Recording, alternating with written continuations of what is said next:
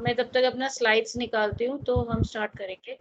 आज का जो लास्ट टाइम हमने एक कॉमन सा क्वेश्चन डिस्कस करना स्टार्ट किया था, तो आज हम अब पेपर के ओरिएंटेशन से भी करेंगे और अपने लिए भी, जैसे हम जनरल हॉरोस्कोप रीडिंग करते हैं तो किन बातों का हमें मेडिकल पॉइंट ऑफ व्यू से हॉरोस्कोप को देखने के लिए ध्यान रखना चाहिए। मेरा आवाज क्लियर है या should I use my year notes? आवाज थोड़ी क्लियर नहीं है, आवाज मुझे ही लग रहा है तो है नहीं क्लियर आज।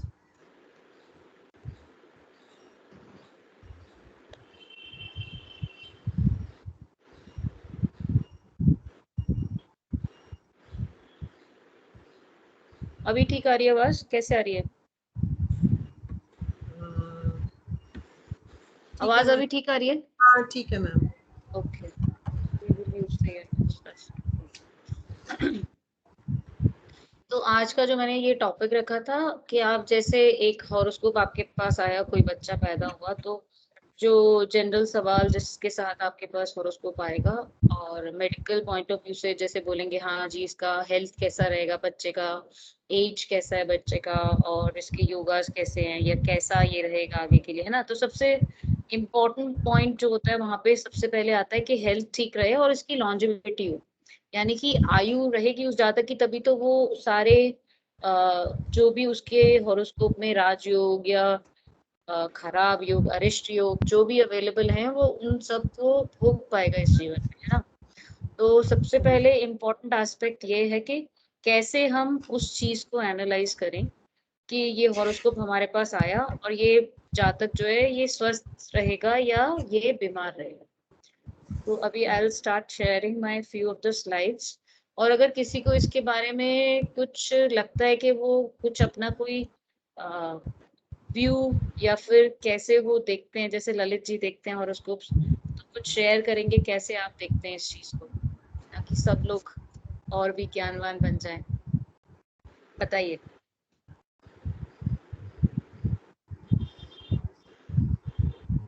किसी को कुछ आइडिया इसके बारे में? No ma'am. ललित जी आप मैडम ये वोट कर पहले रहे तो हैं क्या? लगन देखेंगे। अच्छा राधे श्याम जी, हाँ बोलिए, बताइए। पहले तो लगन देखेंगे, ये फिजिकल हेल्थ देखेगा। Very good. चंद्र देखेंगे, मेंटल हेल्थ देखेगा। ये दोनों हेल्थ कैसे अच्छी है आपने तो अलग थोड़ा अलग सा बात अच्छा। करी, नेटल हेल्थ देखी और लगन देखी, ये क्या दो अलग नहीं अलग नहीं आप टर्म्स यूज नहीं करी? नहीं, लगन हेल्थ देखी, लगन की देखी, और चंद्रमा देखा कहाँ पर है, पीड़ित तो नहीं है। ओके ठीक। बालारिश के वो लिए चीज चंद्रमा को देखेंगे, देखते हैं। मतलब फिजिकल हेल्थ और mental health, what I am hmm, trying to say, ठीक है। ये देखेंगे। ठीक है। और किसी का कोई अपना मन में जो शोध किया, या जैसे आप हॉरोस्कोप को देखने की कोशिश करते हैं, उस हॉरोस्कोप को एनालाइज करें कि जब कोई हॉरोस्कोप आया, किसी कोई बच्चा, कोई छोटा बच्चा पैदा हुआ, उसको हॉरोस्कोप लेकर आया कोई, तो कैसे आप उसको देखना शुरू करेंगे मेडिकल पॉइंट ऑफ व्यू से कि उसकी हेल्थ अच्छी है नहीं। अगर किसी का कोई पॉइंट है तो बोलिए, नहीं तो I will start sharing my slides. Lalit ji आप हॉरोस्कोप देखते हैं, बताइए आप अपना व्यू, कैसे आप इस चीज को देखते हैं? मैडम मैं बेसिकली जो मैं अभी तक अभ्यास में रहता था, मैं सबसे पहले ना हॉरोस्कोप जब भी देखता था उसमें विंशोत्तरी दशा को मेन पॉइंट बनाता था, और उसमें 10 से 20, 0 से 10, 10 से 20, 20 से 30 और 30 से 40, ये पॉइंट को सबसे ज्यादा गूढ़ता से देखता हूँ, क्योंकि लाइफ का ये मेजर पार्ट होता है। और उसमें प्लैनेट्स का जो रोटेशन है वो कैसा है हॉरोस्कोप में, वो उसके ऊपर ज्यादा वैल्यू देता हूँ, जो मैं अपना मेरा पर्सपेक्टिव है देखने का था। मगर अब मैंने जो अष्टवर्क पढ़ा है, अब ये सारे जो ग्रहों के बल पढ़ रहे हैं, अब ये भी इसमें एप्लीकेशंस को ज्यादा लगाने की कोशिश करता हूँ। ओके। और किसी का कोई अपना राधे श्याम जी ने बहुत अच्छा बोला, I like his point, I will explain further. अभी मैं अपनी स्लाइड्स के साथ, किसी और को कुछ ऐड करना है? सोनिया मैम, हाँ जी बोलिए। कैसी हो आप? ठीक है, थैंक यू। बताइए मैम। नमस्ते। नमस्ते। अच्छा ऐसा था, मैं 1 मिनट, हाँ मैं आपको ये क्लास में थोड़ा डिस्टर्ब करने आई हूँ कि कुछ लोगों की फीसें अभी भी नहीं आई। आप लोग प्लीज टाइमली फीस जमा करवा दीजिए। रोजी जी आपकी नहीं आई, गुंजन जी, मैम मेरी फीस आ चुकी है। रोजी जी की आ गई है मैडम, ललित गुप्ता की, गुंजन की और केसी इन 3 की नहीं आई है जी। बस वो मेरी तो हाँ। मंडे आ जाएगी। अच्छा, आप लोग भी करिए। केसी जी, गुप्ता जी किसने क्लास ज्वाइन? केसी गुप्ता जी नहीं आया है, किरण जी नहीं आया। चलो ठीक है। राधे श्याम जी, किरण गुप्ता जी क्यों नहीं आ रहे? आज ही नहीं आया मैडम, उनको पिछली वायरल क्लासेस है में तो आए मैडम, थे, हो सकता है बिजी हो गई उनको आज। मैम वायरल हो गया वायरल है उनको ओ, मैडम।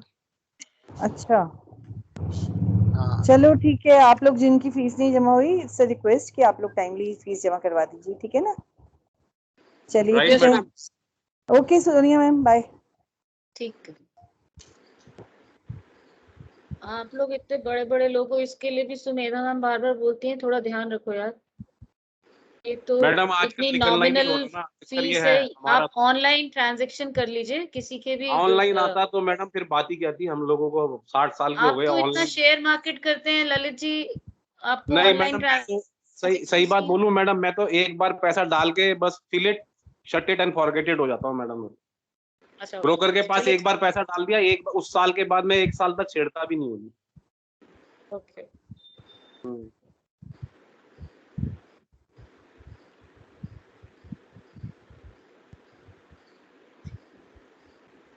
आपको स्लाइड्स दिखेंगी तो आप बता दीजिएगा। स्लाइड्स दिख रही हैं? Yes ma'am. ठीक है। तो जब हम कभी किसी हॉरोस्कोप को एनालाइज करने की कोशिश करते हैं कि इसकी हेल्थ कैसी होगी, उसके लिए हम उसका लगन देखेंगे सबसे पहले, और फिर उसका लॉर्ड यानी कि भाव, भावेश और कारक। पहले भाव, क्योंकि फर्स्ट हाउस जो है वो है तनु भाव यानी कि शरीर का भाव। तो पूरी कुंडली में इस पहले भाव को ही भोगने हैं अपने शरीर के द्वारा। बाकी 11 भावों के जो भी योग, अरिष्ट, राजयोग और बहुत अच्छे वाले योग या बहुत खराब वाले योग, कुछ भी जो हॉरोस्कोप में है वो पहले भाव को ही भोगने हैं, क्योंकि वो शरीर खुद नेटिव है। तो इसलिए किसी भी सुख का भोगना, चाहे वो शादी को लेकर है, चाहे वो घर को लेकर है, माँ को लेकर है, अपने भोजन को लेकर है, काम को लेकर है, जब तक शरीर साथ नहीं देता कोई भी भोग आपको अच्छा नहीं लगेगा। किसी भी प्रकार का, चाहे कोई काम है, अगर आप बीमार हो गए तो आपको काम पे जाना भी अच्छा नहीं लगेगा। अगर आपका शरीर ठीक नहीं है तो वैवाहिक जीवन भी आपका डिस्टर्ब हो जाएगा। अगर आपका शरीर ठीक नहीं है तो आप किसी चीज का खाने का भी भोग नहीं कर सकते। तो हर चीज आपके शरीर को ही लेनी है। तो जो चार्ट हम जब भी देखते हैं तो फर्स्ट किसी भी भाव के लिए, नॉट फॉर लगना ओनली, लगन को तो हम स्पेसिफिकली मेडिकल एस्ट्रोलॉजी में पढ़ रहे हैं, बट अदरवाइज जब भी हमें कभी भी प्रॉमिस देखना है तो हमें 3 चीजों को हमेशा ध्यान रखना है। दी फोरमोस्ट, भाव, भावेश, कारक, उस भाव से संबंधित जिस भाव को भी आप एनालाइज करेंगे, तीनों की 33 वैल्यू है and they all are equally valuable. ठीक है, थोड़ा सा डिफरेंस होता है भाव, भावेश, कारक का कि वो अपने रिजल्ट्स कैसे देते हैं, बट अदरवाइज वो तीनों इक्वली इंपॉर्टेंट है। तो इसलिए हमें जब भी हम हॉरोस्कोप को एनालाइज करें, तनु भाव को एनालाइज करें, क्योंकि हम मेडिकल एस्ट्रोलॉजी में हैं, तो हमें भाव, भावेश, कारक और हमारा लगन लॉर्ड कहाँ पर गया, या हमारे लगन के साथ कौन कौन से ग्रह संबंध बना रहे हैं, क्या हमारे लगन में शुभ ग्रह बैठे हैं, क्या हमारे लगन को या लग्नेश को शुभ ग्रह दृष्टि दे रहे हैं, या हमारा जो केंद्र है वो भी हमारे अपने अंदर की जो स्ट्रेंथ है उसको दिखाता है। तो क्या हमारे केंद्र के भावों में शुभ ग्रह बैठे हुए हैं। फिर चंद्रमा के लिए अभी जैसे राधे श्याम जी ने बताया है ना, तो बालारिष्ट के लिए हम चंद्रमा को देखते हैं, क्योंकि चंद्रमा जो है हमारा मन है, कैसे हम चीजों को अपने मन से भोगते हैं। एक तो हो गया शारीरिक, फॉर एग्जाम्पल किसी की ट्रांसफर हुई और प्रमोशन हुई, तो उसको बहुत अच्छा लग रहा है कि मेरा प्रमोशन हुआ, लेकिन मन से जो उसके दोस्त छूट रहे हैं या जिस एरिया में वो रहता था जिसको उसे छोड़ना पड़ रहा है, उसके लिए उसको बहुत कष्ट हो रहा है। तो हो सकता है चंद्रमा के लेवल पे उसे कष्ट हो रहा है, लेकिन प्रमोशन मिल गई उसको अपने काम को लेकर, तो दो बातें अलग अलग हो गई। तो चंद्रमा क्या है? चंद्रमा हमारे मन की स्थिति है कि हम कैसे अपने आसपास होने वाले बदलाव को मन से महसूस करके उसको भोगते हैं। ठीक है, फिर उसी के साथ जैसे चंद्रमा की बात करी हमने, लास्ट टाइम हमने बात करी थी सूर्य की, क्योंकि जितनी भी हमारी हेल्थ है टोटल, वो लगन, लग्नेश, चंद्रमा और सूर्य है ना। हमने बोला था कि mental, physical and social wellbeing होना चाहिए, तभी आप पूरे तरीके से स्वस्थ माने जाएंगे।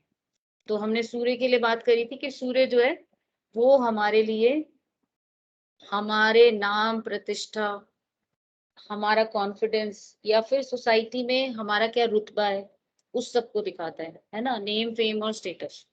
तो इसलिए सूर्य कैसा रहेगा वैसा ही उस जातक का नेम, फेम और स्टेटस रहेगा। फिर इसके अंदर एक पॉइंट और लिखा गया कि मेलेफिक्स इन 3-6-11। मेलेफिक्स इन 3-6-11 का मतलब क्या है कि ये हम इसको नेगेटिव तरीके से भी देख सकते हैं, पॉजिटिव तरीके से भी देख सकते हैं। कैसे? अगर अशुभ ग्रह बैठे हैं 3-6-11 भावों में, 3-6-11 त्रिषडाय भाव, जो आपने प्रवीण में पढ़े होंगे, ये भाव ऐसे हैं जहां आपको काम करना है और काम, आपको पराक्रम दिखाना है अपना, तो उसके लिए आपको मेहनत करनी होगी। छठा भाव क्या है? सर्विस है, वहां पे भी कंपटीशन का भाव है, वहां पे आपको मेहनत करके कंपटीशन क्लियर करना है। फिर 11वां भाव आपके तीसरे और छठे का, या फिर ये छठे से छठे का भावात भावम हो गया, तो छठे का क्या फल मिलेगा, उसका भावात भावम होके 11वां हो गया। ठीक है, तो इन भावों में यदि मेलेफिक्स बैठते हैं तो ये आपको पराक्रम देते हैं, आप कार्य को करने में सक्षम होते हैं, आप में हिम्मत होती है, आप कंपटीशन में लड़ सकते हैं। अब अगर आप इस बात को इस तरीके से समझने की कोशिश करिए कि ऐसा भाव है जहां आपको पराक्रम दिखाना है और वहां पर आपने कोई शुभ ग्रह बिठा दिया, वीनस। ठीक है, तीसरे भाव में आपने वीनस बिठा दिया, वहां पर क्या करना है, आपको मेहनत करनी है, अपना शौर्य दिखाना है, अपने बाजुओं का दम दिखाना है। वीनस क्या है? वीनस सॉफ्ट प्लैनेट है, वो सॉफ्टली बात करेगा, प्रेजेंटेबल है, वो तो बिल्कुल लड़ाई नहीं कर सकता, ना ही उससे मेहनत का काम होगा, वो तो शुभ ग्रह है, वो तो बैठ के आराम से ब्लेसिंग्स देता है। तो इसलिए इन भावों में अशुभ ग्रहों का महत्व बढ़ जाता है, और मेडिकल एस्ट्रोलॉजी में इन भावों में तो अशुभ ग्रह बैठते हैं या फिर बैठते हैं, वो जातक को बल देते हैं कि वो अगर बीमारी आए तो वो उस बीमारी से किस तरीके से लड़के अपनी आत्मरोधक शक्ति को बढ़ा के, अपने मन को स्ट्रॉन्ग करके उस बीमारी से निकलता। ठीक है, तो ये वाली स्लाइड्स के पॉइंट्स क्लियर है सबको? और वर्गोत्तम लग्न, एक पॉइंट ये जो छूटा, किसी को पता है वर्गोत्तम लग्न क्या होता है? हाँ जी मैम, नवांश में हो, सेम लगन में हो। नौ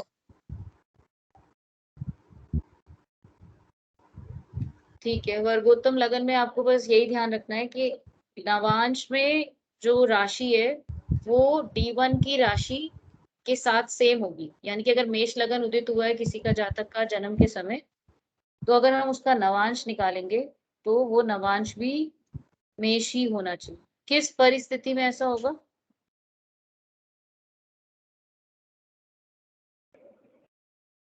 हाँ जी, ये पहले पहला नवमांश जाएगा।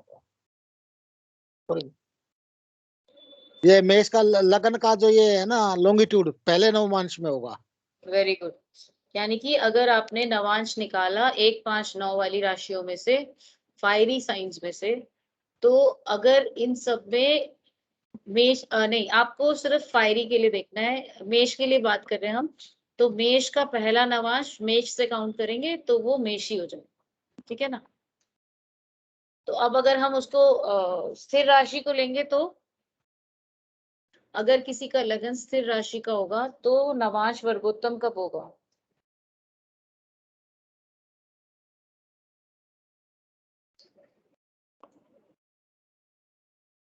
हाँ जी, क्या हो गया क्लास को? ठीक है, क्वेश्चन है आप लोगों के लिए, इसको सॉल्व करना है। स्थिर लगन के लिए कौन से नवांश में हर बार वर्गोत्तम आएगा? ड्यूअल साइंस के पांचवा लिए नवांश आएगा मैडम, पांचवा बीच वाला नवांश होगा तो पांचवा होगा जी स्थिर के बिल्कुल। लिए। और ड्यूअल के लिए लास्ट वाला 9वां। नौवां नौवां नवांश। ठीक है, नवांश। तो ये ट्रिक है जिससे हम शॉर्टकट से हमेशा याद रखेंगे। किसी का अगर लगन चर राशि का है, पहले नवांश का है, तो वो वर्गोत्तम होगा। किसी का लगन यदि स्थिर राशि का है, तो अगर वो पांचवें नवांश में है तो भी वो वर्गोत्तम होगा। किसी का लगन अगर द्वि स्वभाव राशि का है और नवे नवांश में है, तो भी वो वर्गोत्तम ही होगा। तो ऐसी कुंडलियां जिनमें ऐसी स्थिति पाई जाए, तो उनका लगन वर्गोत्तम होगा। वर्गोत्तम का मतलब क्या? जो परिस्थिति सामने दिखती है वही परिस्थिति आपको D9 में यानी कि सूक्ष्मता में भी वही दिख रही है। तो अगर लगन स्ट्रांग दिख रहा है आपको D1 चार्ट में, वर्गोत्तम होना ही अपने आप में एक स्ट्रेंथ है कि वो अपने आप में उसकी हेल्थ को पॉजिटिव साइंस के साथ प्रेजेंट कर रहा है। वर्गोत्तम लगन मतलब हेल्थ अच्छी रहेगी। ठीक है, क्योंकि अगर आप इस पर ध्यान दें कि जब भी वर्गोत्तम लगन की बात हुई, लगन नवांश में वर्गोत्तम तभी होगा जब वो त्रिकोण वाले नवांशों में होगा, यानी कि पहले, पांचवें और नवे नवांश में। ठीक है, समझ में आई ये वाली बात? क्लियर है सबको? हाँ जी, हाँ जी। क्लियर है मैडम। अब इसका उल्टा करते हैं। सपोजिंग जैसा अभी हम देखना चाहते थे वैसा नहीं दिख रहा और कुछ उल्टा दिख रहा है हमें, तो हम उल्टे तरीके से बोलेंगे कि इस जातक की हेल्थ जो है वो अच्छी नहीं रहेगी। ऐसा हम कब देख सकते हैं? जब भाव भावेश कारक पहले भाव के तीनों पीड़ित हो जाएं। ठीक है ना? फिर हमने सूर्य को देखा, चंद्रमा को देखा, चंद्रमा पीड़ित हो जाए, सूर्य पीड़ित हो जाए, क्योंकि सूर्य जो है हमारी आत्मरोधक शक्ति भी है। सूर्य अगर पीड़ित हो जाता है तो आपकी इम्यूनिटी भी फॉल कर जाती है, इसलिए सूर्य का स्ट्रांग होना बहुत जरूरी है। फिर उसके बाद मैंने बोला कि केंद्र जो है वो हमारी इनर स्ट्रेंथ दिखाते हैं। अगर अशुभ ग्रह केंद्र में बैठ जाए, इसका मतलब अपने मन में ही इतनी खलबली चलती रहती है कि वो अपने मन के स्ट्रेस से खुद से उलझता है, तो खुद ही अपने लिए स्ट्रेसफुल कंडीशंस क्रिएट करता है और बीमारी की तरफ बढ़ता है। फिर एक और बात कही गई, यदि लग्नेश दुस्थानों के साथ किसी भी तरीके से संबंध बना, तो भी ये एक तरीके का प्रॉमिस रिफ्लेक्ट करता है कि ये जातक जो है आने वाले समय में जब भी ऐसी परिस्थितियां आए कि लग्नेश और 6, 8, 12 के साथ संबंध बनाने वाले ग्रहों की दशा अंतरदशा पड़ेगी और ट्रांजिट भी उसको सपोर्ट करेगा, 6, 8, 12 में जाके एक्टिवेट करेगा मेलेफिक्स से, तो उस समय उस जातक को किसी रोग का सामना करना पड़ सकता है। ठीक है, फिर स्पेशल कंडीशंस क्या हो सकती हैं? यदि लगन लॉर्ड अपने आप में वीक है, कैसे वीक हो गया? नीचस्थ है, अस्त है, वक्री है, 6, 8, 12 में बैठा हुआ है, तो इन परिस्थितियों में क्या हुआ? बाय वर्च्यू ऑफ पोजिशन, लगन लॉर्ड अपनी पोजीशन की वजह से अपनी स्ट्रेंथ को लूज कर रहा है, या फिर अपनी डिग्निटी यानी कि जो उसको स्टेटस मिला हुआ है गिवन हॉरोस्कोप में, उच्च का है, नीच का है, अस्त है, वक्री है, या फिर शुभ ग्रहों से दृष्ट है, तो ये सारे एडिशनल पॉइंट्स आपको क्यूमुलेटिवली देखने हैं। सिर्फ एक सिंगल बात आपने देख ली कि लग्नेश डेबिलिटेटेड है, तो आप सीधा ये नहीं बोलने लग जाओगे कि भैया ये तो इसका डेबिलिटेटेड है, ये तो बीमारी रहेगा, ये तो कभी ठीक ही नहीं रह सकती। बिल्कुल नहीं। सबसे पहली बात, अगर मैंने ये बोला कि डेबिलिटेशन से उसको कुछ रोग मिलने की संभावना है, तो मुझे तुरंत देखना है कि क्या मेरे पास कोई सपोर्टिव फैक्टर है जो मेरे लग्नेश को स्ट्रेंथ दे रहा है। क्या उसको कोई शुभ ग्रह देख रहा है? क्या उसको कोई त्रिकोणेश देख रहा है? क्या उसको कोई केंद्रेश देख रहा है? क्या वो D9 में अपनी पोजीशन को इम्प्रूव कर रहा है? क्या ये सारी कंडीशंस मेरी फुलफिल हो रही हैं? क्या मेरा सन स्ट्रांग है, जो कि कारक है मेरे पहले भाव का? क्या मेरा, अगर मेरा लग्नेश वीक हो गया तो क्या मेरा पहला भाव स्ट्रांग है? तो हमें ये सारी बातें एक साथ मिला के एक अपना निष्कर्ष निकालना है। ये नहीं कि एक चीज दिख गई तो जंप करने लग गए भैया, फटाफट अपनी सारी की सारी प्रिडिक्शन करने लग गए। ऐसा नहीं चले, ठीक है? अच्छा, व्हाट आर फंक्शनल मेलेफिक्स? किसी को पता है? ये जब अशुभ स्थान में बैठे कोई ग्रह है, वो फंक्शनल मेलेफिक है मैडम। अशुभ स्थान या दुष्स्थान में बैठेगा किसी पर्टिकुलर राशि के लिए।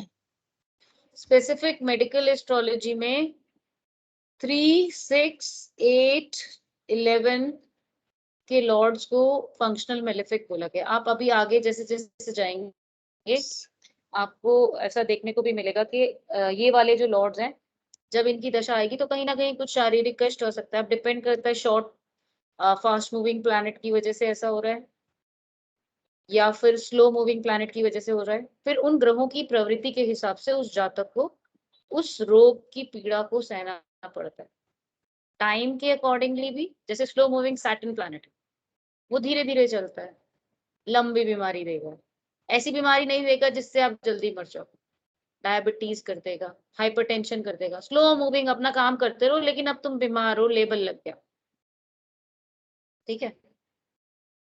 ये कुछ और कंडीशंस अलग तरीके से दिखाई गई कि अगर लगन लॉर्ड इनेमिकल साइन में हो, यानी कि लग्नेश जो है आपका शत्रु क्षेत्रीय हो जाए, या फिर लग्नेश 6, 8, 12 में, ये वाला पॉइंट हमने ले लिया था D1 के लिए, अब ये D3 के लिए बोल रहा है।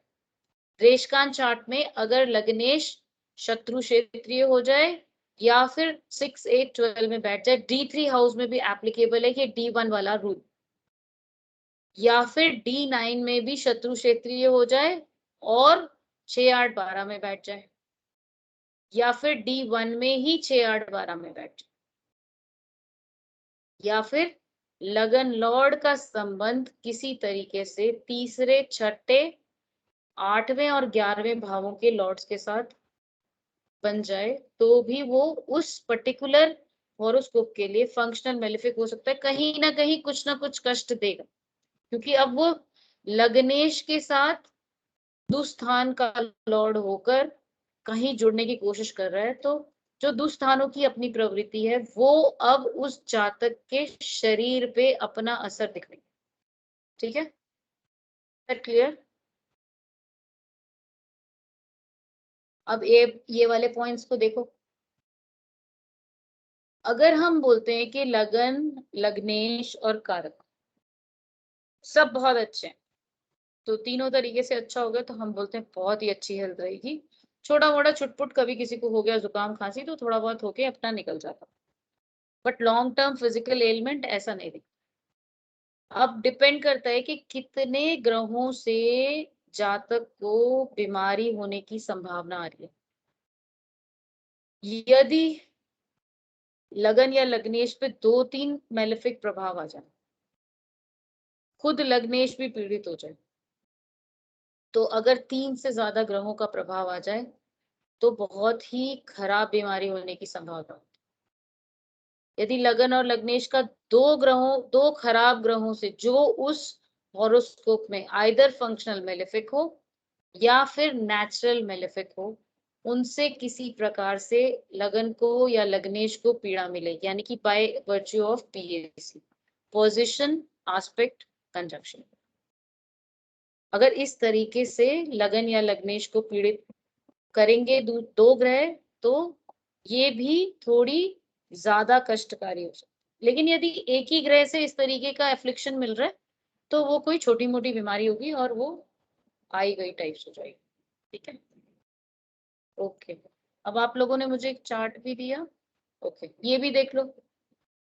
जो हमारे साइंस होते हैं, फायरी साइंस जो होते हैं, वो बहुत अच्छी इम्यूनिटी दिखाते हैं, मतलब रिकवरी होती है। अगर राइजिंग आपका असेंडेंट फायरी साइन है तो आपके अंदर एनर्जी बहुत होगी, है ना? क्योंकि अग्नि तत्व है, तो अच्छी एनर्जी होती है उनमें, तो इम्यूनिटी बहुत अच्छी होती है। सूर्य मंगल पूरा इम्यूनिटी के कारक है। लेकिन एक्सीडेंट प्रोन होते हैं ये लोग, और रिकवरी अच्छी हो जाती है इनकी। और इसके पूरे ऑपोजिट वाटरी साइंस हैं, इनका रेजिस्टेंस बहुत ही खराब होता है, इनकी बीमारियां भी लंबी चलती हैं। और बीच के जो साइन है, यानी कि जो हमारे वायु तत्व और पृथ्वी तत्व, वो इन बिटवीन मीडियोकर्स है। बट इन दो की खास बात है, फायरी टॉप पे है अच्छा वाला, और वाटरी सबसे रेजिस्टेंस कम होता है इसमें अगर बीमारी हो जाए तो। This we will not take now, this अच्छा ठीक है। अभी ललित जी ने मुझे जो हॉरोस्कोप बताया अपना, है ना, we will apply that all the rules जो अभी हमने पढ़े। चार्ट दिख रहा है? यस दिख मैम। रहा है मैडम? Yes ma'am. तो आपने सबने रूल्स लिख लिए अभी जो करे थे हमने? मैम अभी तो क्लिक कर रहे हैं। मैम एक बार वो जो आपने साइंस वाला बताया था वो क्लिक नहीं कर पाई, साइन एंड एप्लीकेशन वाला, प्लीज एक बार शेयर हो जाएगा या ग्रुप सही पे ढंग कोई से डाल। नोट नहीं कर फायरी पाया साइंस मैडम में, उसको। फायरी साइंस में गुड इम्यूनिटी है, अर्ली रिकवरी है, but they are prone to accidents. Watery signs में पुअर रेजिस्टेंस है, वो ज्यादा देर तक बीमार होते हैं, और दोनों बाकी के इन बिटवीन।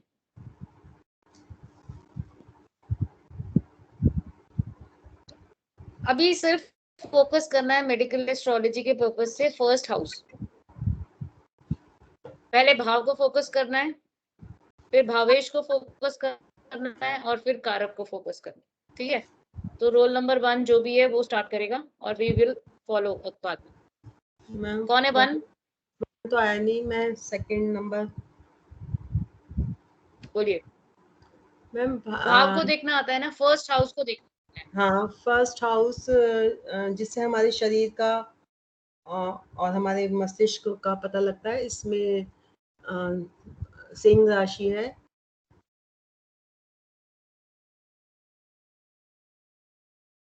कौन बैठा है, कौन देख रहा है?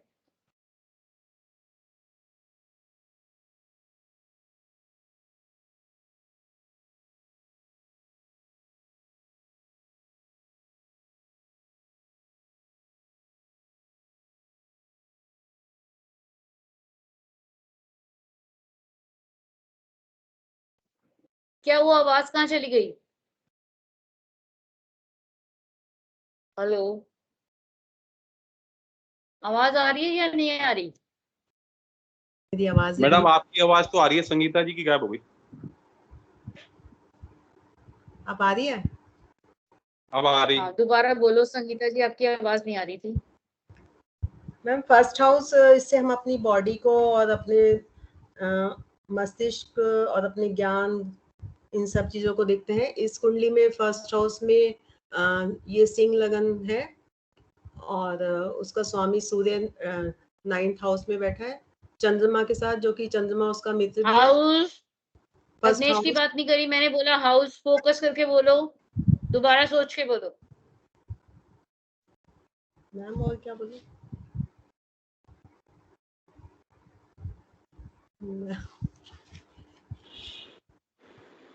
Next ma'am.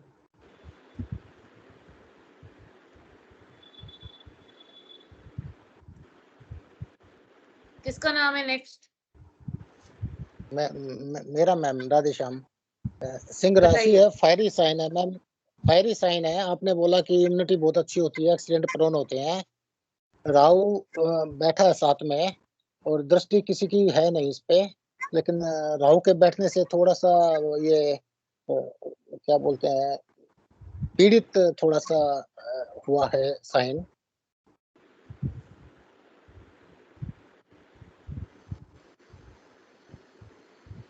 इतना ही पता है। ठीक है, और आगे लग्नेश के बारे में बताइए। लग्नेश, इसका सूर्य है 9th हाउस में बैठा, ये 9th हाउस में बैठा है। ऑलवेज शुभ होता है 9th हाउस में कोई भी ग्रह है, तो सूर्य काफी शुभ है। और सूर्य पे 1 2 3 4 1 2 3 4 5 6 7 8 सूर्य पे भी किसी की दृष्टि नहीं है मैम, चंद्रमा के साथ बैठा है। तो हेल्थ अच्छी रहेगी मैम इसके हिसाब से, लग्नेश के हिसाब से भी। ठीक है, और कौन आपका हो गया, और बोलना है कुछ?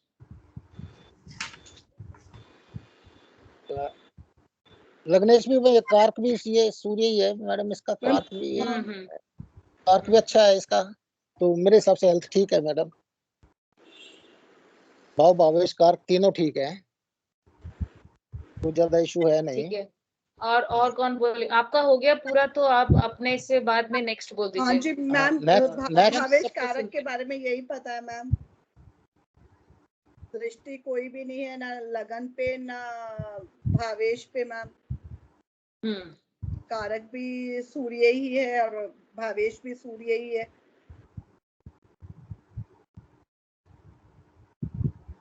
तो जो राधेश्याम जी ने बोला, आप उनसे पूरा सहमत हो, है ना? आपने उनकी हाँ में हाँ मिला दी?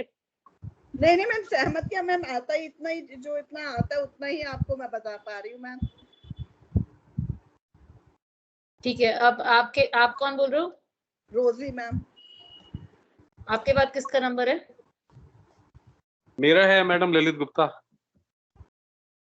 हाँ ललित जी, आप बताइए। मैडम लग्नेश के ऊपर की कोई भी दूरदृष्टि नहीं है और शुभ ग्रह की भी किसी की दृष्टि नहीं है। लग्नेश जो है वो सिंह है, लगन सिंह है, तो लग्नेश सूर्य है, सूर्य उच्च का 9th हाउस में है जो कि शुभ है। और उस पे भाव के ऊपर भावेश के ऊपर जो है कोई भी कुदृष्टि किसी भी प्लेनेट की नहीं है, और वो एक शुभ स्थान में है, उच्च का होने से पावरफुल है, इसलिए इम्यूनिटी और एक्सीडेंट जो प्रूवनेस है वो भी नहीं है उसके अंदर, और रिकवरीज में भी बहुत सपोर्ट मिलती है इसकी, और कभी भी मतलब ऐसा नहीं हुआ कि 2 दिन से ज्यादा कभी बीमार रहे हों। ये इसमें मेन चीज है। ठीक है, ललित जी के बाद और कौन रह गया?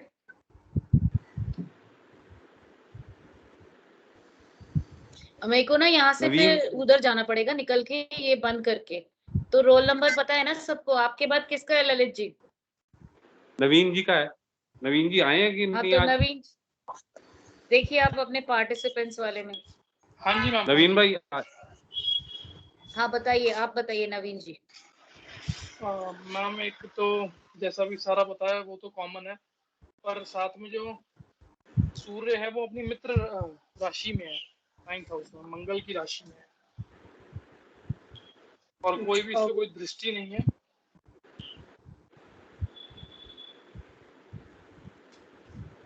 बस मैम, बस।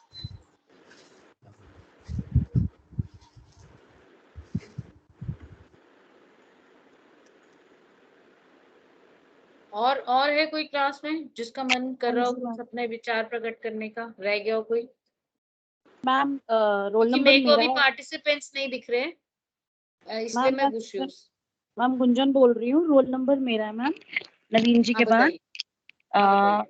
मैम मुझे भी वही दिख रहा है कि जो सब आज बोल ही चुके हैं कि सिंह राशि है और भावेश सूर्य है, साथ में राहु बैठा है मैम, और वो 9वीं दृष्टि में है, 9वें उसमें बैठा है मैम भाव में, तो उस पर कोई दृष्टि भी नहीं दिख रही है मैम, और मित्र राशि के भाव में बैठने के कारण मैम, और 9वें हाउस में लग्नेश हमेशा शुभ ही होता है मैम, तो राहु से रिलेटेड लग रहा है मैम कि राहु के वहां होने के कारण कुछ मेंटल ट्रबल्स वगैरह होने के चांसेस हैं, कि जो मेरे को फील हो रहा है मैम, गलत भी हो सकती हूँ, मेंटली थोड़ी सी रहेंगे, मतलब कुछ ना कुछ,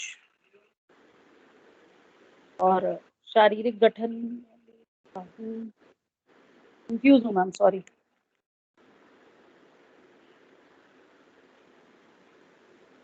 ठीक है, और इनके बाद और कोई रह गया? रश्मि जी रह गए हैं जी। हाँ बोलिए जी, आप भी बोल लीजिए। हाँ जी मैम, नमस्ते मैम। नमस्ते जी, हेलो। बोलिए। हाँ मैम, मुझे भी सिंह राशि, लगन में सिंह राशि है और 9वें भाव में सूर्य है, और किसी ना मित्र की दृष्टि पड़ रही है ना शत्रु की इस पे। मुझे तो थोड़ा ही आता है, मैं वैसे ही सबसे पीछे हूँ।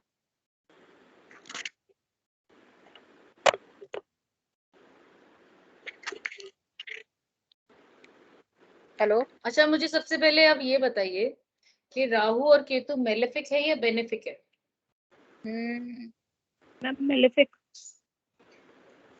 किसी ने भी ये नहीं देखा कि राहु केतु एक्सिस में लगन है और D9 में भी राहु केतु एक्सिस एग्जिस्ट कर रही है। सामने चार्ट दिख रहा है D9 का?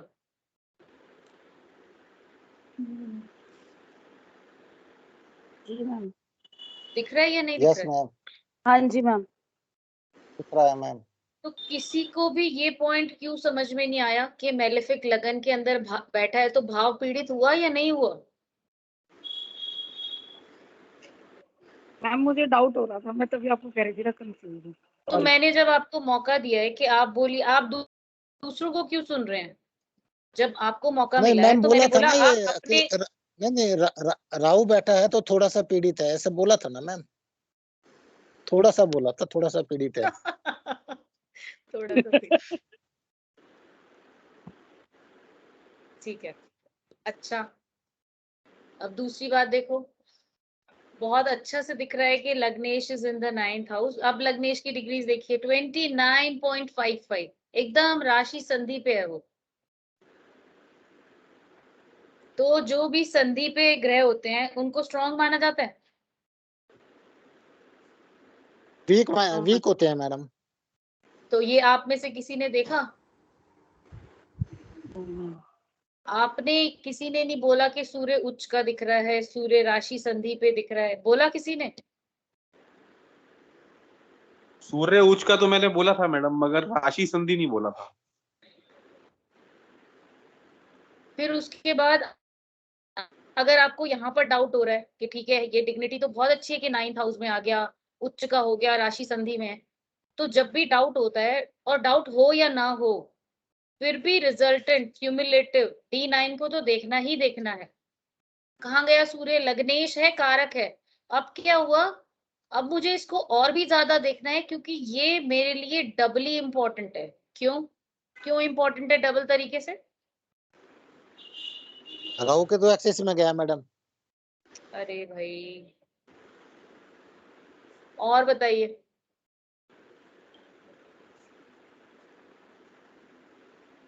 और थोड़ा सोचिए। मैम क्योंकि D1 और D9 में राहु और केतु का सेम प्लेस पे होने पे ये अपना प्रॉमिस पूरा करता दिख रहे हैं मैम। सेम प्लेस में कहाँ है? और सूर्य मैम क्योंकि मैडम राशि मित्र राशि के में चला गया, जुपिटर की राशि में चला गया D9 में। और जो D9 में जो 7th लॉर्ड है वो 12वें घर में चला गया। मैंने सवाल क्यों पूछा कि मेरे लिए अब सूर्य मेडिकल पॉइंट ऑफ व्यू से डबली इम्पोर्टेंट है? क्यों क्योंकि ये वो पूछा मैंने। मार्क ग्रह बन गया मैडम, ये मार्क ग्रह बन गया 7th हाउस में जाके। नहीं, ऐसे कैसे राधे श्याम जी? कहीं पे भी मारक मारक आपको लगन में देखना है। लग्नेश है वो मारक कैसे हो गया? बताओ जी।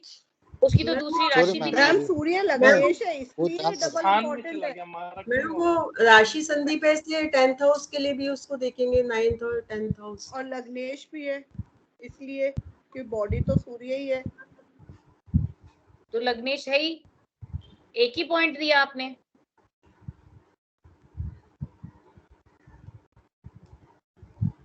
का स्वामी है, तीसरे भाव का स्वामी है मैडम। अरे राधे श्याम जी, D1 पे आ जाइए आप। अच्छा, D1 पे आए। मैंने बोला आपको किसी का हेल्थ स्टेटस देखना है तो कैसे देखेंगे? भाव, भावेश और कारक। भाव हो गया पहला, भावेश कौन है? सूर्य। सूर्य। कारक कौन है? सूर्य। सूर्य। सूर्य है। इसका मतलब हेल्थ को लेकर अगर सूर्य को डेंट लगा, अफ्लिक्शन हुई, तो 66 नंबर गए। ओके। क्यों? क्योंकि यही सूर्य लग्नेश है और यही यही सूर्य कारक है।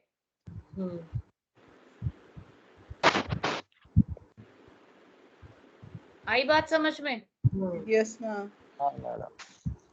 तो अगर ये सूर्य उच्च का हो गया, 9th हाउस में आ गया, लेकिन राशि संधि में आ गया, तो मेरे को तो ये बहुत इंपॉर्टेंट है कि मैं ये जरूर देखूं कि ये सूर्य D9 में मुझे स्ट्रेंथ दे रहा है या ये D9 में भी अफ्लिक्टेड है या इसको कहीं से सपोर्ट मिल रही है। तो अब हम इसको D9 में देखें। अब बोलिए ललित जी, आप क्या बोल रहे थे? उसके बाद की बात बोलिए आपने। D9 में भी मैडम अगर देखा जाए तो ये कहीं भी किसी पाप ग्रह से दृष्ट नहीं है, बस हाँ ये राहु केतु की एक्सेस में आ गए हैं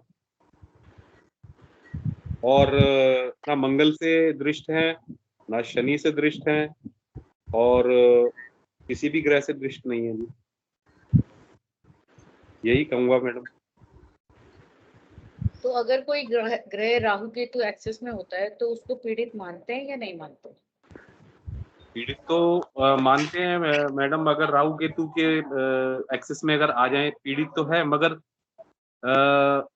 उससे रिलेटेड कोई बीमारी जो है मेरे को अभी तक 60 साल तक तो नजर नहीं आई मैडम। मैंने कोई बीमारी की बात नहीं करी, मैंने तो प्रॉमिस बोल रही हूँ कि क्या ये जातक बीमार हो सकता है या नहीं हो सकता। मैं आपको एक एनालिसिस करने, अपने ऊपर मत लीजिए इसको, मैं आपको एनालिसिस करने का तरीका सिखा रही हूँ कि आपको जब चार्ट आता है तो आप उस चार्ट को जब पढ़ेंगे तो आप कैसे चीजों को ब्रेक करके उसमें से अपने लिए प्रेडिक्शन निकाल। मैं आपकी पर्सनल बात कुछ नहीं कर रही। ओके, ठीक है ना? अब राहु केतु की एक्सेस में तो है मैडम, ये बात तो पक्की है। ठीक है ना? तो हमें जो सन पूरा 100% स्ट्रॉन्ग लग रहा था कि लग्नेश होकर त्रिकोण में चला गया, राजयोग बन गया, है ना?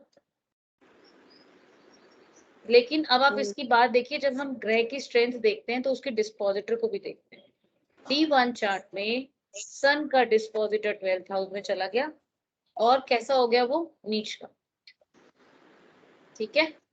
अब आप इधर देखिए, D9 में लग्नेश का डिस्पोजिटर फिर से कहाँ चला गया? 12th हाउस जी, और वो मंगल से दृष्ट है जो कि 6th लॉर्ड है।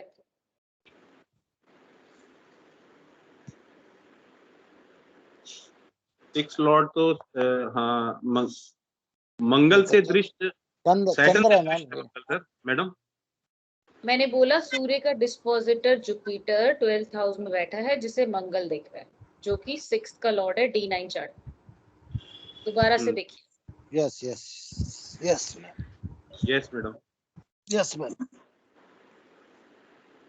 मैम एक बार ये पॉइंट दोबारा रिपीट कर दीजिए मैम। देखो मैंने D1 में क्या बोला? हाँ, लग्नेश उच्च का दिख रहा है मुझे, I am very happy. Right ma'am. लग्नेश राजयोग बना रहा है, वेरी वेरी गुड। लेकिन टेंट कहाँ पे पड़ गया? राशि संधि पे है। हाँ जी।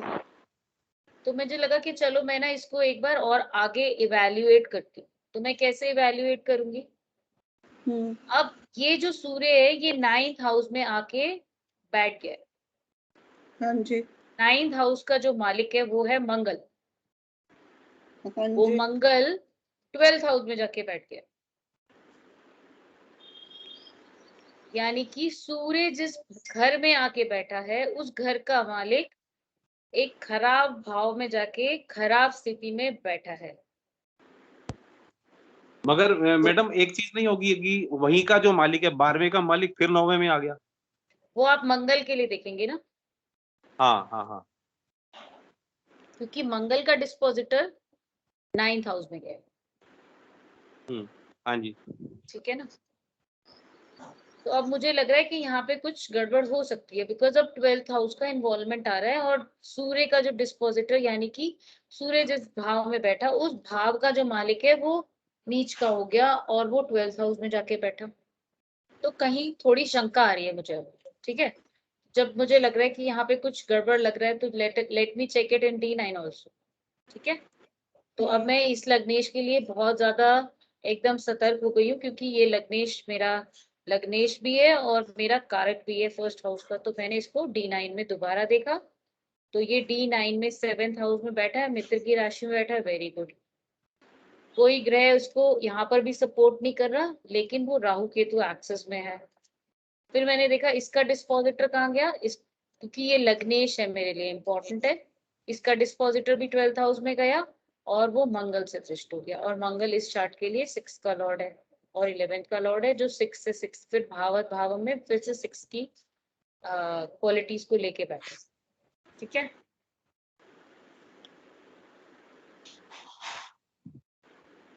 मंगल तो नहीं मैडम, सूर्य मून। फिर से देखिए ललित जी, जी 6 का लॉर्ड कौन है? 6 का लॉर्ड मंगल ही है। हाँ हाँ 6 का लॉर्ड मंगल है। ठीक है, तो मैं मंगल जी। की बात कर रही हूँ। तो सूर्य की दशा तो आपको जन्म में मिली होगी? नहीं, आपका शुक्र की मिली थी मैडम। शुक्र की मिली थी। हाँ जी, बैलेंस ऑफ दशा शुक्र का आया।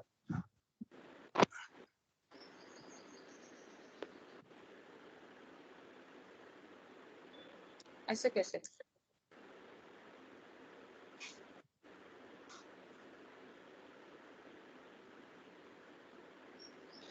हम भरणी नक्षत्र है ना, मून का। भरणी नक्षत्र है मैडम। आपका चंद्रमा 25 डिग्री का दिखा रहा है। हाँ 25 डिग्री का ही है मैडम।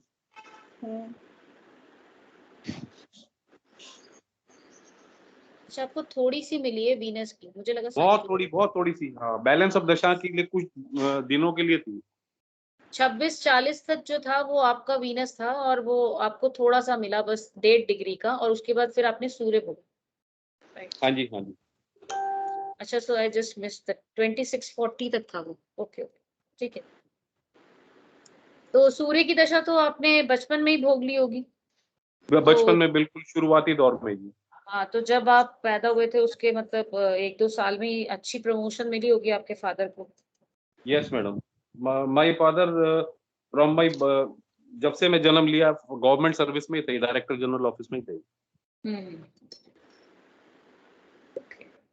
और तो मदर भी मेरी प्रिंसिपल रिटायर्ड हुई। मेरे जन्म लेते ही मदर को भी प्रमोशन मिला था। प्रमोशन मिली दोनों की। Okay good. जी। और जो जैसे आपका सूर्य का जो दशा गया था वो टाइम पीरियड आपके हेल्थ पॉइंट ऑफ व्यू से आपके लिए कैसा गया था? मेरे को हेल्थ इश्यूज मैडम अभी तक 60 साल तक कुछ रहे ही नहीं, और अगर मेरे को कुछ भी होता है ना तो मैं बुखार भी अगर होता है तो 1-2 दिन में ठीक हो जाता हूँ जी मैं। अब आप मानेंगे कोरोना में इतने सारे लोगों को सब कुछ हुआ, मैं अकेला अपना शख्स ऐसा हूँ जो बिल्कुल बच के निकला हूँ, कुछ भी नहीं हुआ भगवान की कृपा से मेरे को।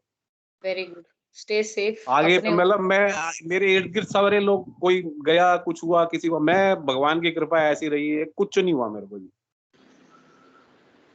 Very good. अब ये सिंह लगन की जो आप बात कह रहे हो ना, ये मेरे को नजर आ रही है, वेरी गुड इम्यूनिटी। जब फायरी साइंस है तो आपको एकदम ले लेना चाहिए कि इम्यूनिटी बहुत अच्छी होगी, कुछ भी होगा तुरंत रिकवर करेंगे और अच्छी स्टेटस दिखाएंगे।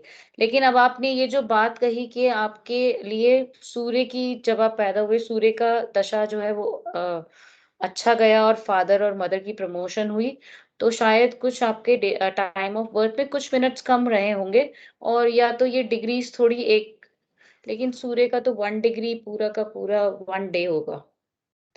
तो sun is taken, should be taken as strong. हाँ मैडम, मेष में आ गया ना, तो मेष में तो चाहे राशि संधि भी कर रहा हो वृष के साथ, तो भी छोड़ते हुए भी सूर्य इतना वीक अगर नहीं हम हम कह उसको सकते। बिल्कुल बिल्कुल, तो हम इसे अच्छा मानेंगे। ये और लाइव एग्जांपल्स जब आप लेंगे क्लास में तो आप इन सब चीजों का ध्यान रखिए कि अगर अगर हम सूर्य को 10th हाउस में भी माने तो लग्नेश in the 10th house is also very strong, है ना। अगर हम इसको राशि हाँ संधि पे ना माने और मान ले हाँ कि ये 30 क्रॉस भी कर गया, बिकॉज जस्ट कुछ ही मिनट्स रह गए हैं उसके पास क्रॉस करने के लिए, तो भी वेरी हम करेक्ट। उस सूर्य को भी स्ट्रांग ही मानेंगे, ठीक है। मेरा मेरा सिर्फ अगर ये हम बहुत उसको स्ट्रांग हो 10th जाएगा में आप भी मैडम। या मैडम हाँ जी, 10th में तो एक ही दिग्बली हो emphasis जाएगा आपको और कहने स्ट्रांग का हो जाएगा। हाँ मैं आपको यही तो बोल रही हूँ, तो उसकी स्ट्रेंथ कहीं कम नहीं हो रही, तो राशि संधि की वजह से यदि ये 8th और 9th वाली बात होती तो हमारी प्रिडिक्शन में कुछ फर्क पड़ता, लेकिन हाँ हाँ अब क्योंकि 9th भाव और 10th भाव दोनों ही सूर्य के लिए बहुत अच्छी स्थिति दिखाते हैं, तो अगर हम उसको राशि संधि में मान के 10th हाउस में भी मान ले तो भी वो स्ट्रांग माना जाएगा, और उसे अगर हम 9th हाउस में माने एक्सॉल्टेड तो भी वो स्ट्रांग ही माना जा रहा है, ठीक वो है। प्रेजेंट हुआ ना लेकिन मैडम, प्रॉमिस प्रॉमिस जो है वो देके गए ना सूर्य, तो मदर और फादर की जो प्रमोशंस थ्रू आउट रही वो बिल्कुल टॉप क्लास रही, और उनको जब तक हाँ मैं रहा, मतलब एडवेंट ऑफ टाइम में मेरे 30 साल तक उनको कभी भी कोई ऑपोजिशन नहीं, कोई सर्विस में कोई दिक्कत नहीं। ये मतलब प्रॉमिस सूर्य का दर्शाते हैं कि मतलब 29 डिग्री तक आने पर भी, राशि संधि कर लेने के बावजूद भी प्रॉमिस उन्होंने कहीं भी लूज आउट मदर फादर के लिए नहीं किया, क्योंकि चंद्र और सूर्य दोनों 9th हाउस में बैठे हुए हैं। सबके सीखने के लिए ये है ना, और सब जब आप नए चार्ट्स पकड़ेंगे और नए चार्ट्स को, अब आपको मैंने सिर्फ एक क्लू दिया कि जब हमने 9th से 10th में ले गए तो हमारे पास प्रिडिक्शन में कोई ज्यादा डिफरेंस नहीं आया, जी जी जी जी। लेकिन अगर ये राशि संधि 7th पे होता और 8th में जा रहा होता तो दिक्कत आ सकती थी, तो मैम आई अगर एग्री। कोई ठीक है और ना। ग्रह भी होता तो भी फर्क आ जाता मैम, फिर अगर सूर्य की जगह कोई और ग्रह होता तो हाँ राशि बिल्कुल, संधि पे जब होता। हम बिल्कुल बिल्कुल जब हम ग्रहों को लास्ट डिग्रीज पे देखते हैं, last 1 degree of the sign, यानी कि ये 29 रोजी जी जो मैडम कह रहे हैं ना, उच्च अस्त और वक्री, जो अभी मैडम बोल के गए थे, ये एक बहुत सेट एग्जांपल है जो मैडम ने अभी डिस्कस किया है। और आप कह रहे हो लग्नेश का उच्च होके जाना, और वो कहाँ जा रहा है, अस्त होना या वक्री होना, कुछ भी नहीं है इसमें, वो पोजीशन पे बड़ा डिपेंड करता है। ये मतलब मैडम जो कह रहे हैं ना, पोजीशन, वेल पोजीशन प्लैनेट्स के रिजल्ट है, ये मैं आपको कहना चाह ठीक रहा हूँ है। तो रोजी। आप आगे आने वाले चार्ट्स में जब आपके पास और भी चार्ट्स आएंगे, उन पर ध्यान देना है कि यदि आपको दिखे कि कोई ग्रह राशि संधि पे आ रहा है और जैसे ही हम भाव को बदलने की कोशिश करते हैं, अगर वो भाव शुभ ग्रह शुभ भावों से अशुभ भाव में बदल जाते हैं, लाइक 6 से 7th में चला जाए तो बेटर की तरफ जा रहा है, 7 से 8 की तरफ चला जाए तो वर्ड्स की तरफ जा रहा है, 9th से 10th की तरफ गया तो सेम अच्छा स्टेटस है 9th में भी 10th में भी, तो आपको ध्यान देना होगा कि हमारा ग्रह जो संधि पे भाव को बदलने की कोशिश कर रहा है, तो किन भावों से, ऐसे ही आप उसको क्रॉस कर सकते हैं, जैसे मैंने ललित जी से पूछा। अब क्या हुआ, जब जन्म का समय हुआ तो लग्नेश 9th हाउस में है, यानी कि फादर के स्टेटस की बात हो रही है, तो मैंने उनसे तुरंत क्रिस क्रॉस करके पूछा कि क्या आप जब पैदा हुए आपके फादर को प्रमोशन मिली? अगर यही बात ये मुझे ये बोल देते कि मेरे फादर को प्रमोशन नहीं मिली, उनका तो जी बिजनेस खराब हो गया, उनका तो जो पैसा आता था वो खराब हो गया, तो उस कंडीशन में मुझे लगता कि शायद सन अच्छा नहीं है, स्ट्रांग नहीं है, ठीक है। तो हम जब हॉरोस्कोप्स को देख रहे हैं तो हम उनको समझेंगे और उनको याद रखेंगे, ताकि हम उनको आगे के लिए इस्तेमाल कर सकें अपनी इस इंफॉर्मेशन, ठीक है। सो गुड लर्निंग हॉरोस्कोप, इसको आप याद रखिए, और ऐसे ही बार बार जब हम हर बार हॉरोस्कोप लगाएंगे उनमें कुछ ऐसे पॉइंट्स जरूर निकलेंगे जिनमें आप पॉइंट्स को याद रख के उनको आगे नए हॉरोस्कोप्स में यूज करेंगे, तो आपको पक्का होगा कि हाँ देखो, ये वाले हॉरोस्कोप में मैंने ऐसे देखा था, तो ये वाले हॉरोस्कोप में भी वही होना चाहिए जो पिछले वाले हॉरोस्कोप में इस पोजीशन में सन के साथ हो रहा था, ठीक है। मैडम एक छोटा सा पॉइंट हो रहा है, छोटा सा पॉइंट हो रहा है एक। बताइए बताइए। राहु इसमें लगन में है, D1 में, और D9 में भी लगन में है। शातिर बुद्धि।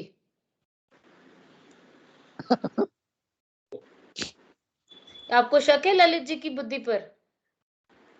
मैडम मैं कैसे किसी मैम की अगर बुद्धि पे राहु शक कर केतु सकता वाइस हूँ? वर्सा हो जाते हैं तो फिर क्या होता है मैम, जैसे केतु अगर लगन में आ जाए और राहु 7th में आ जाए तो एक्सिस तो राहु तो केतु उनकी एक्सिस। उनकी वाइफ हो जाएगी शातिर बुद्धि और वो डिटैच रहेंगे। ओके ठीक है ना? अब इनकी वाइफ डिटैच रहती होगी, ये जो करते रहते होंगे वो इंटरेस्ट ही नहीं दिखाती होगी। वेरी करेक्ट, सही कह रहे हैं मैडम आप। तो वो उल्टा हो जाएगा, ठीक है ना? ठीक है। तो मैडम अभी ये किसी का ये जो कुछ आपने क्वेश्चन है? ये कुंडली डाली थी ना, ये व्हाट्सएप पे डाल दीजिएगा मैडम हमारे को ग्रुप में। कौन सी कुंडली? ये इसकी क्या फोटो चाहिए आपको? हाँ, ये समुदाय अष्टवर्ग का जो आपने डाला हुआ है, इसमें कुछ 2-3 चीजें बड़ी अच्छी डाली हैं। ये भाव बला, अभी तक हमने भाव बल पढ़े नहीं है, तो इसलिए कुछ अभी आप पढ़ेंगे, आपको सब खुद ही बनाना आ जाएगा, चिंता ना करिए बिल्कुल भी। मैम इसमें सूर्य और चंद्रमा दोनों इकट्ठे बैठे तो अमावस्या हो गई, तो इसका इफेक्ट आएगा क्या मैम बॉडी हाँ, के पूछो ललित जी से, पूछो कितने बीमारी पे? स्ट्रेस रहते हैं, पूछो ललित जी से, कैसे टेंशन लेके बैठते हैं ये, पूछो ललित जी से। टेंशन तो मैडम अब रहेगी। अभी तक तो लाइफ में नहीं है, बट अब थोड़ी सी बढ़ रही है टेंशन। अभी देखिए तक तो आपके टेंशन उसमें आ फ्री गया, गया हूँ आई मैं। होप आपके पास आ गया होगा, ठीक है? हाँ जी मैम। जी जी जी। ठीक है, ओके। तो ये अभी आप लोग अभी शेड्यूल करेंगे ना, उसमें आपको ये सब दिखाएंगे, सिखाएंगे कैसे निकालना है। इनकी एप्लीकेशंस डिफरेंट है, बट आपके लेवल के हिसाब से जो करना है उस पे ध्यान दीजिए। और मेडिकल एस्ट्रोलॉजी के पॉइंट ऑफ व्यू से अब क्या करना है कि 2-4 हॉरोस्कोप लेके अगल बगल के जो हों आपके पास। अभी हमने 6th हाउस को अभी टच नहीं करा, बट आई विल मतलब go for that also in next classes, ताकि हम उसको कर पाए पूरे तरीके से। जैसे जैसे हमारा जो जो टॉपिक कवर होता जाएगा, फिर हम उसको आगे लेते आएंगे। नेक्स्ट क्लास के लिए आप लोग, I will start with the sun only. तो पूरा सन, उसके कारक तत्व जो भी हैं, वो सब पढ़ के आने, ताकि आप जितना अच्छा डिस्कशन करेंगे, फिर उसमें से उतने ही ज्यादा अच्छे पॉइंट्स निकलेंगे। और जितना एक्टिवली खुद पार्टिसिपेट करोगे, उतना एक्टिवली आएगा सबको। और जब यहाँ से नहीं सीखा तो फिर कहीं पे भी नहीं आएगा, है ना? तो क्लास में बोल के क्लास में सीखना है, ताकि क्लास